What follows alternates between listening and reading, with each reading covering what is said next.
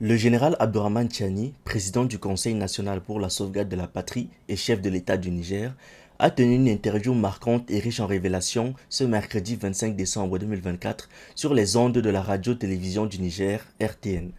Lors de cet entretien, il a abordé des sujets sensibles et complexes concernant les liens entre certains États, des acteurs étrangers et les groupes terroristes qui déstabilisent le Sahel depuis des années. En mettant en lumière des connexions jusque-là méconnues ou ignorées, il a également dénoncé ce qu'il considère comme une ingérence étrangère flagrante, visant à maintenir l'Afrique dans un état de dépendance et de chaos contrôlé. Le général Tiani a d'abord dressé un tableau sombre de la situation avant sa prise de pouvoir le 26 juillet 2024. Selon lui, le Niger faisait face à un problème systémique où le terrorisme et les autorités formaient une seule entité. Il a pointé du doigt l'ancien président déchu qu'il accuse d'avoir entretenu des relations étroites avec les groupes terroristes.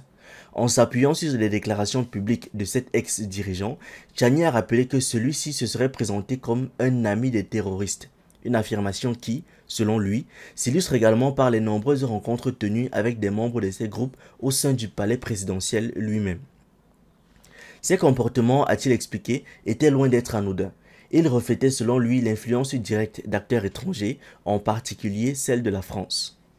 Les autorités agissaient sous l'influence de la France, celle-là même qui finance le terrorisme au Sahel, a-t-il déclaré avec fermeté, avant d'ajouter que cette situation n'était pas isolée, mais bien le fruit d'une stratégie délibérée visant à semer la confusion et à affaiblir les États souverains de la région. Il a poursuivi en accusant la France d'avoir contribué financièrement à l'expansion des groupes terroristes dans des zones clés de la région. Selon lui, plusieurs milliards de francs CFA ont été versés à ces groupes, permettant leur implantation dans des localités stratégiques comme le lac Tchad, Sokoto, Zamfara, Kebbi au Nigeria, mais aussi au Bénin et au Niger. Ces financements, a-t-il précisé, dépassent de loin les capacités budgétaires de plusieurs États d'Afrique centrale réunis. Cette ingérence, a-t-il ajouté, est rendue possible grâce à l'instrumentalisation du franc CFA, une monnaie dont l'émission et la gestion restent sous le contrôle de la France. Tiani a qualifié le franc CFA de véritable outil de domination, expliquant que cette monnaie, fabriquée par la France avec le soutien de l'Union européenne, permet à cette dernière d'injecter autant de liquidités qu'elle le souhaite pour soutenir ses propres intérêts dans la région. Il a souligné que cet instrument monétaire est utilisé comme un levier économique et géopolitique pour favoriser les acteurs qui servent les ambitions françaises, tout en étouffant les initiatives souveraines. Le général a ensuite élargi son propos en évoquant l'acquisition massive d'équipements sophistiqués par les groupes terroristes.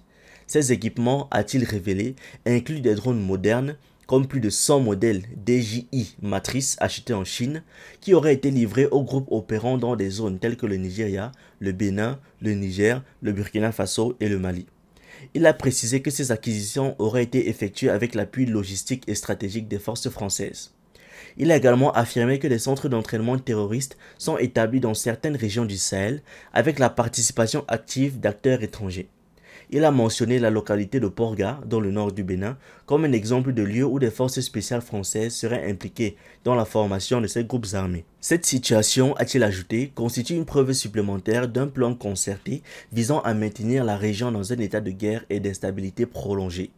En abordant la situation du Nigeria, le général Tiani n'a pas hésité à critiquer l'inaction des autorités locales face à ce qu'il considère comme une menace évidente. Il a évoqué Ahmed Abubakar Rufai, ancien chef de la National Intelligence Agency du Nigeria, qu'il accuse d'être directement impliqué dans la formation et le financement des groupes terroristes. Cette collusion, selon lui, illustre l'ampleur du problème et la nécessité pour les États africains de prendre des mesures concrètes pour protéger leur souveraineté. Malgré ces accusations graves, Tiani a insisté sur le fait qu'il ne cherchait pas à rejeter ses responsabilités. J'assume pleinement mes fonctions face à cette menace, a-t-il déclaré. Il a affirmé qu'il s'agissait pour lui d'une mission historique visant à libérer le Niger, et plus largement l'Afrique, de l'emprise étrangère et des manipulations géopolitiques qui compromettent leur développement. Pour conclure, le président nigérien a dénoncé la poursuite du soutien matériel, financier et stratégique des puissances occidentales, en particulier de la France, aux groupes terroristes. Il a affirmé que ce soutien s'inscrivait dans un plan global visant à discréditer les efforts de souveraineté des États africains et à perpétuer leur dépendance. Cependant, il s'est montré confiant quant à l'échec de ce projet, affirmant que ce plan échouera grâce à la volonté divine et à la détermination des peuples africains. Dans son appel final, il a exhorté les Nigériens et, plus largement, tous les Africains à rester unis et vigilants face à ces tentatives de déstabilisation.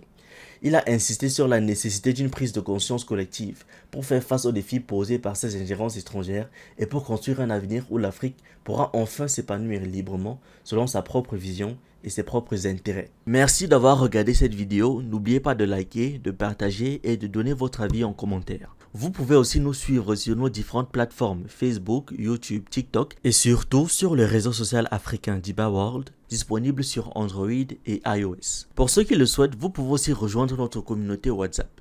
Tous les liens utiles sont dans la description.